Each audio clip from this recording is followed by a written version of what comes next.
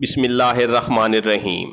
मैं एक पाकिस्तानी मुजाहिद कमांडो जो भारतीय खुफिया एजेंसी रा की सफ़ों में घुसकर पाकिस्तान के खिलाफ भारतीय रा के नापाक अज़ाइम को कैसे नाकाम बनाता रहा। मेरी ये सच्ची दास्तान सुनने के लिए गाजी चैनल के साथ जुड़े रहें और मेरे इस चैनल को सब्सक्राइब करना ना भूलें और साथ लगे बेल आइकन को भी दबा दें ताकि मेरी हर नई आने वाली वीडियो आप तक बिला तखीर पहुँचती रहें।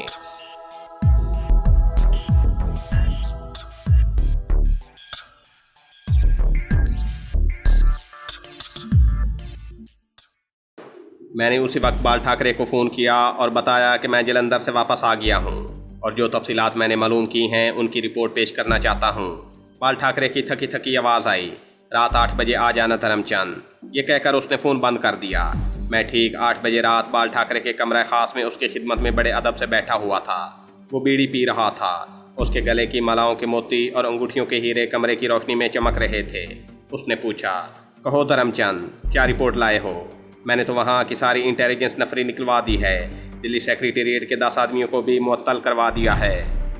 मैंने कहा, सेनापति जी, हमें आप जैसे देशभक्तों की बहुत ज़रूरत है। आप भारत माता के बहादुर सपूत हैं। भारत में शिवाजी मरहट्टा के अवतार हैं। बाल ठाकरे को मैंने हवा दी तो वो फूल गया। फ़िरौन टाइप के आदमी अपनी तारीफ सुनकर हमेशा खुश होते हैं और बाल ठाकरे भारत का बहुत बड़ा फ़िरौन था। चुनाचे वो मेरी तारीफ से बहुत खुश हुआ। उसके काले काले होंठों पर मुस्कुराहट सी आ गई। आंखें उस मुस्कुराहट की वजह से मजीद सुकड़ सी गईं। उसने कहा, तुम्हारी इंटेलिजेंस ने तुम्हें क्या बताया है? मैंने कहा, महाराज, खोज लगाने से वही बात सामने आई है जो मैं पहले भी आपकी खिदमत में अर्ज करता रहा हूँ। मिस्टर चक्रवर्ती को अगर ऐन वक्त पर गिरफ्तार कर लिया जाता तो ये तबाही न मचती। मैं इस बार जलंधर साधु के भेष में मंदिरों और गुरुद्वारों में फिरा हूँ। मुसलमान दरवेश बनकर मलिर कोटला और जलंधर की खानकाहों में रातों को बैठा रहा हूँ ताकि किसी तरह उन पाकिस्तानी जासूसों का सुराग मिल सके जो चक्रवर्ती के साथ मिले हुए थे। फिर कुछ पता चलाया तुमने? बाल ठाकरे ने बियर का घूंट हलक में उतारने के बाद पूछा।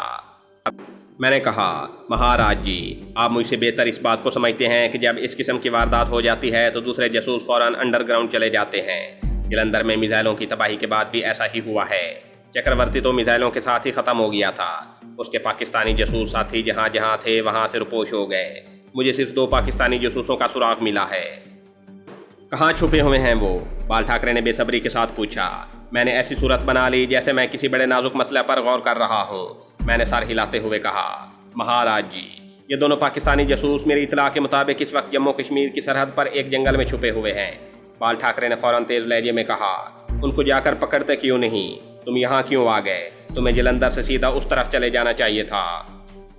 मैंने कहा, सेनापति जी, चोर डाकुओं को पकड़ना मुश्किल नहीं होता। उन्हें तो पुलिस गिरा डालकर फ़ौरन पकड़ लेती है, लेकिन जासूसों को पकड़ने के लिए इस बात का खास ख्याल रखना पड़ता है कि कहीं उनके दूसरे साथियों को उनकी गिरफ्तारी का बिल्कुल इल्म ना हो और वो कहीं अंडरग्राउंड न चले जाएं। मैंने उन लोगों का सुराग लगा लिया है और मुझे ये भी रिपोर्ट मिल चुकी है कि जंगल में जहाँ जहाँ वो छुपे हुए हैं वो जगह उनकी पक्की हाइड आउट है और वो अभी वहाँ से पाकिस्तान वापस नहीं जा रहे। मैं आपको सिर्फ ये रिपोर्ट देने आया था। मैं कल की फ़्लाइट से वापस जम्मू रवाना हो जाऊँगा और जम्मू की खुफिया पुलिस के साथ मिलकर पाकिस्तानी जासूसों के हाइड आउट का सुराग लगाऊंगा और वहां पुलिस की पूरी फोर्स के साथ उस वक्त हमला करूंगा जब सारे पाकिस्तानी जासूस वहां पर मौजूद होंगे। मेरा हमला इतना अचानक और सोचा समझा होगा कि उनमें से एक भी फरार होने में कामयाब ना हो सकेगा। बाल ठाकरे आंखें सुकेड़े खामोशी से मेरी तरफ घूर कर देख रहा था। उसने बियर का एक और घूंट पिया और सिगार सुलगाने के बाद बोला, ठीक है, तुम कल की फ़्लाइट से जम्मू पहुंच जाओ। अगर जहाज़ में कल की कोई सीट ना मिली तो मुझे बताना। मैं किसी की सीट कैंसिल करवा कर तुम्हें दिलवा दूंगा। पैसों की ज़रूरत हो तो ऑफिस सेक्रेटरी से ले लेना। मैंने कहा, बहुत बेहतर सेनापति जी, अब आज्ञा दीजिए और मुझे अपना आशीर्वाद भी दीजिए कि मैं अपने मिशन में कामयाब हो सकूं। मैंने अपना सर आगे कर दिया। बाल ठाकरे ने हाथ आगे करके मेरे सर को छुआ और हाथ हिलाकर मुझे जाने का इशारा किया। मैंने उस फ़िरौन के घुटनों को छुआ और उल्टे पाँव कमरे से निकल गया। हमें अपने अखनूर मिशन के लिए पैसों की ज़रूरत पड़ सकती थी क्योंकि उस मिशन में हमें कुछ असलहे की भी ज़रूरत थी। अगरचे छोटे हथियार हम भर्ती गश्ती संतरियों पर घात लगाकर हमला करके उन्हें मौत के घाट उतार कर हासिल कर लिया करते थे। मैंने शेफ सेना के दफ्तर में आकर ऑफिस सेक्रेटरी से कहा, बाल ठाकरे जी के हुक्म के मुताबिक मुझे कल मजीद 6-7 हज़ार रुपये का चेक लिख देना। ऑफिस सेक्रेटरी ने मेज़ का दराज खोलते हुए कहा, श्रीमान जी, कल क्यों, आज अभी चेक ले लें।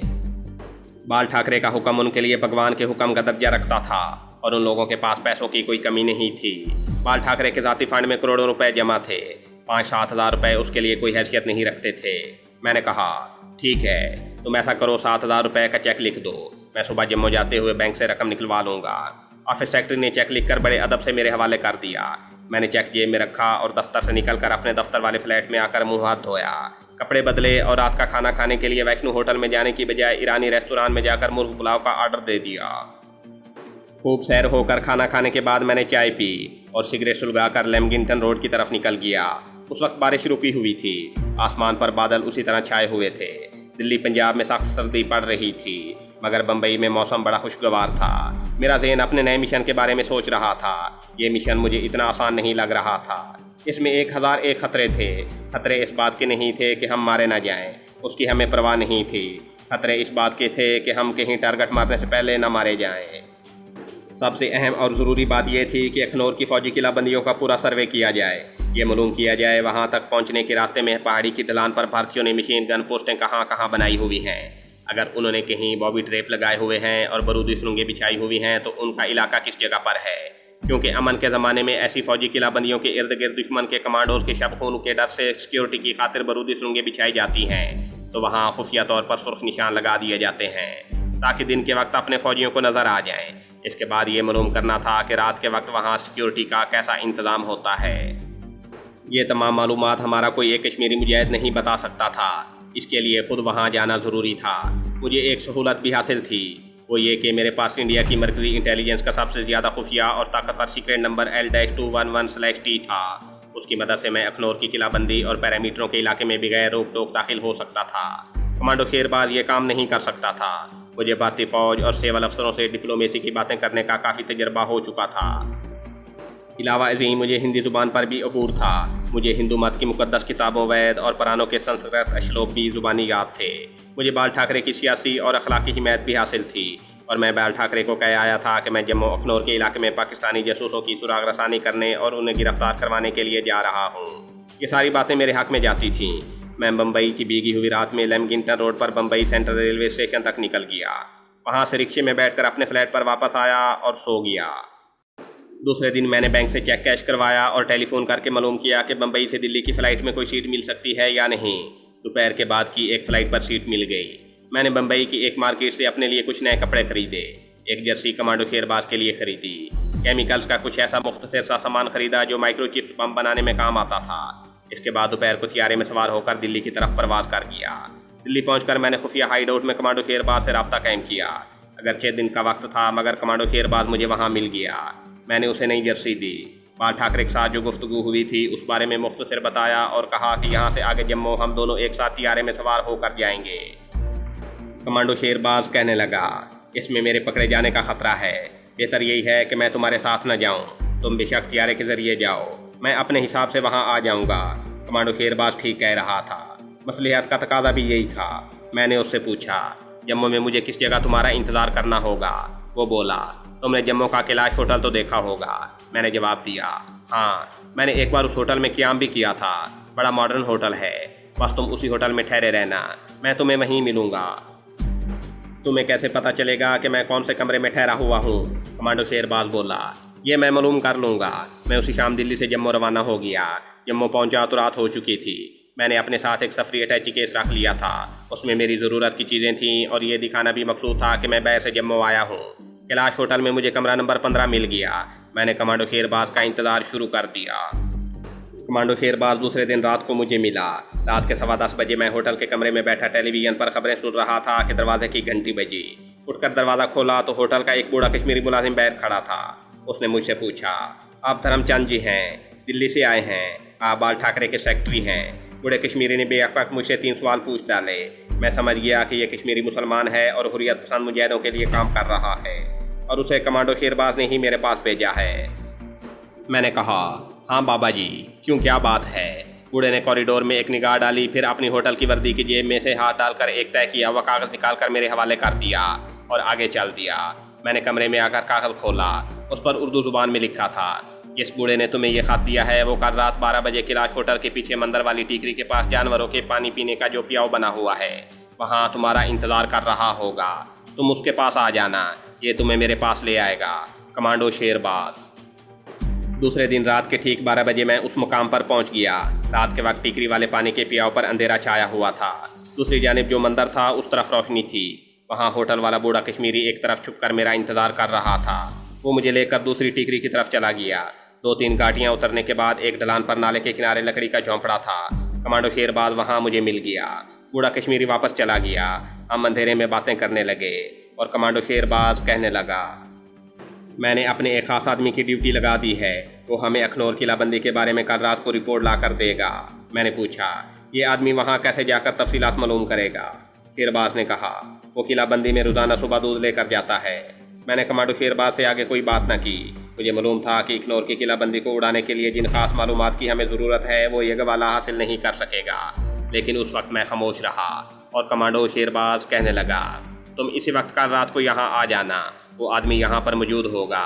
इसके बाद मैं वहाँ से वापस आ गया। दूसरे दिन रात को ठीक वक्त पर मैं उसी खुफिया जगह पर पहुँच गया।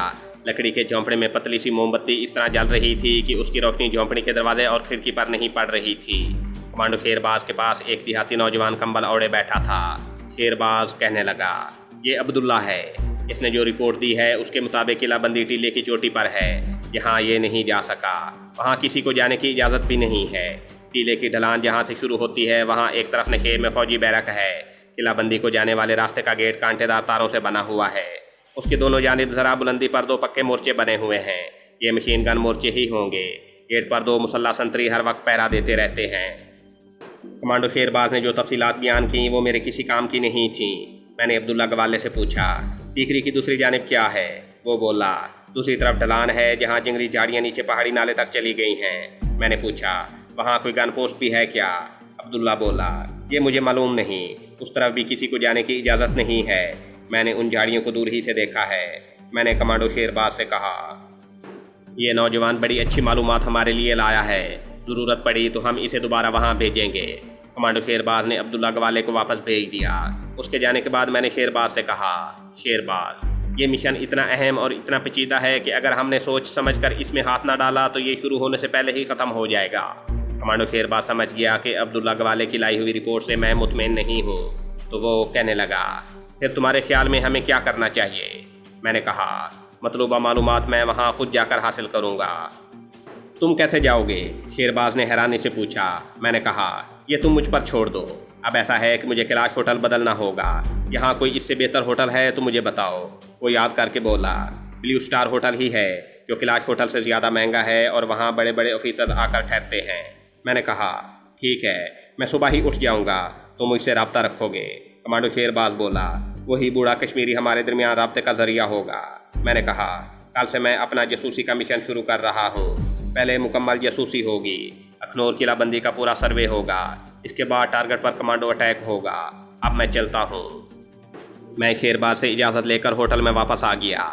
इस बात का मैं ख़ास ख्याल रखे हुए था कि इंटेलिजेंस का कोई आदमी मेरा पीछा न कर रहा हो। यहाँ तक मेरे इल्म और मेरे तजर्बा का ताल्लुक़ था, अभी तक जम्मू में मेरी निगरानी शुरू नहीं हुई थी। मेरी निगरानी होती भी रहती तो मुझे उसकी परवाह नहीं थी। सिर्फ इतनी एहतियात ज़रूरी थी कि जब मैं कमांडो शेरबाज से छुपकर मुलाकात करने जाऊँ तो कोई इंटेलिजेंस वाला मेरे पीछे न लग जाए। अगले रोज़ मैं कैलाश होटल से अटैची केस उठाकर ब्लू स्टार होटल में आ गया। यहाँ भी मैंने धर्मचंद के नाम ही से कमरा लिया और रजिस्टर में अपने नाम के आगे officer on special duty Indian defence intelligence लिखवाया। कमरे में आकर मैंने अपनी खास चीज़ों का जायज़ा लिया और टेलीफोन डायरेक्टरी खोलकर फौजी ग्रीजन का नंबर तलाश करने लगा। मालूम हुआ कि अखनौर के करीब ही 16 जाट रेजिमेंट की एक रिजर्व बटालियन का हेडक्वार्टर है। उसके ऑफिसर कमांडर का नाम कर्नल राम सिंह दर्ज था। मुझे बाल ठाकरे की रजामंदी बल्कि सिफारिश से सेंट्रल इंडियन डिफेंस इंटेलिजेंस की तरफ से OSD यानी ऑफिसर ऑन स्पेशल ड्यूटी का एजाज़ी ओहदा मिला हुआ था। मैंने अपने इस ओहदे को कभी इस्तेमाल नहीं किया था। अब इसे इस्तेमाल करने का वक्त आ गया था। जाट रेजिमेंट की रिजर्व बटालियन के कमांडिंग ऑफिसर से मुलाकात करने से पहले मैंने जेब से बाल ठाकरे का खुफिया नंबर निकाला और मुंबई शहर उसे फ़ोन कर दिया। इसी नंबर पर वो हमेशा मिल जाता था। उसने रिसीवर उठाया और हस्बे मामूल पूछा, कौन है? मैंने बड़े अदब से प्रणाम किया और कहा, सेनापति जी, मैं आपका सेवक धर्मचंद बोल रहा हूँ। कहो धर्मचंद, क्या प्रोग्रेस है? मैंने कहा, सर बिल्कुल ठीक प्रोग्रेस जा रही है। मैंने पाकिस्तानी दुश्मनों के ठिकाने का सुराग लगा लिया है। मुझे मालूम हुआ है कि उनमें से एक पाकिस्तानी जासूस जम्मू के करीब अखनौर में जो हमारी बड़ी अहम मिलिट्री इंस्टॉलेशन है वहाँ किसी बेस में आता जाता है। मैं अब अखनौर की उस इंस्टॉलेशन का रुख कर रहा हूँ। बाल ठाकरे ने जोर देकर कहा, इस दफ़ा दुश्मन को बचकर नहीं जाना चाहिए। मैंने कहा, सर मैं उसे निकलने नहीं दूंगा। बल्कि उसके सारे साथियों को भी पकड़ लूँगा। आप सिर्फ इतनी कृपा करें कि अखनौर में तैनात जाट रेजिमेंट के बटालियन ऑफिसर कमांडिंग को मेरे बारे में अपने तौर पर कह दें कि मुझे वहाँ आने जाने की सहूलत मिल जाए। बाल ठाकरे ने फ़ौरन हामी भरते हुए कहा, इसकी तुम फिक्र ना करो, मैं अभी दिल्ली सेक्रेटेरिएट फ़ोन करके मिस्टर सुरिंदर कोहली से कहता हूँ कि अखनौर वाली रेजिमेंट के बटालियन कमांडर को मेरे बारे में इतला भेज दे। बाकी तुम इसी तरह मुझसे रब्ता रखना। मैंने कहा, सेनापति जी, मैं आपको मायूस नहीं करूँगा। बाल ठाकरे ने फ़ोन बंद कर दिया। बमुश्किल 1.5 मिनट लगा और मेरे लिए अखनौर की पाकिस्तान दुश्मन फौजी किलाबंदी तक रास्ता साफ हो गया। अब मैंने अपना शेड्यूल तब्दील कर लिया। उस रोज़ अपने टारगेट पर जाने की बजाय मैंने दूसरे रोज़ जाने का फैसला किया ताकि इस दौरान जाट रेजिमेंट के बटालियन कमांडर को इंडियन डिफेंस इंटेलिजेंस के चीफ का मेरे बारे में पैगाम मिल जाए। भारत की मरकजी डिफेंस इंटेलिजेंस बड़ा ताकतवर इदारा था। मिलिट्री इंटेलिजेंस भी उसके मातहत थी। इस हकीकत से मैं बाखबर था, इसलिए मैंने ये पेशबंदी करवाई थी। वो दिन मैंने होटल में ही गुजार दिया। सिर्फ रात के वक्त एक फ़िल्म देखने चला गया। दूसरे दिन मैंने भारत के सियासी वर्करों वाला लिबास यानी खद्दर का कुर्ता पजामा और गले में शिवसेना की खास ज़ाफ़रानी रंग वाला गुलूबंद डाल लिया। डायरेक्टरी से मुझे बटालियन हेडक्वार्टर को जाने वाली सड़क का नाम मालूम हो गया था। ये जगह जम्मू शहर से 15-20 मील के फासले पर थी। मैंने टैक्सी ली और अपने टारगेट की तरफ चल पड़ा। शहर से बाहर पहाड़ी इलाका शुरू हो जाता था।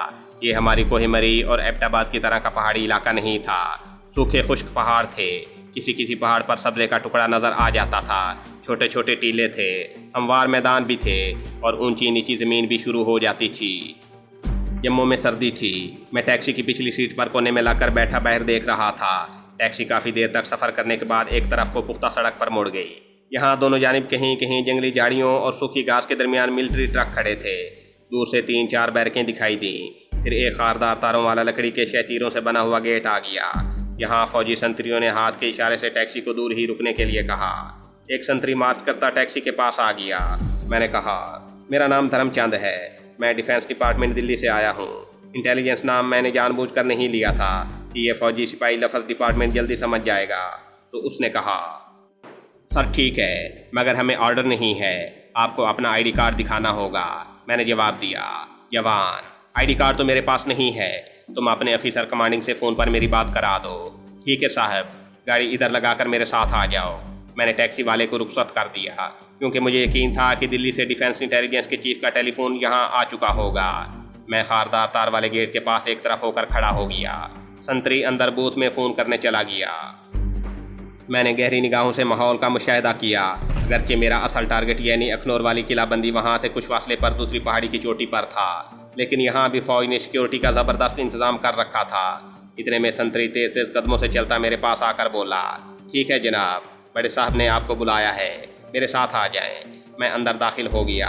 ये उसी तरह का भारतीय फ़ौजी कैंप था जिस तरह के फ़ौजी कैंप हुआ करते हैं। एक तरफ बैरकें बनी हुई थीं, यहाँ वहाँ फ़ौजी गाड़ियाँ खड़ी थीं, खारदार तारें थीं। मैं एक ज़रा अच्छी किस्म की बैरक की तरफ बढ़ा तो अंदर से एक फ़ौजी अफसर फुल वर्दी में बाहर निकला और मेरी तरफ दोनों हाथ बढ़ाकर अंग्रेज़ी में बोला, अगर मैं धोखा नहीं खा रहा तो आप Dharamchand officer on special duty हैं।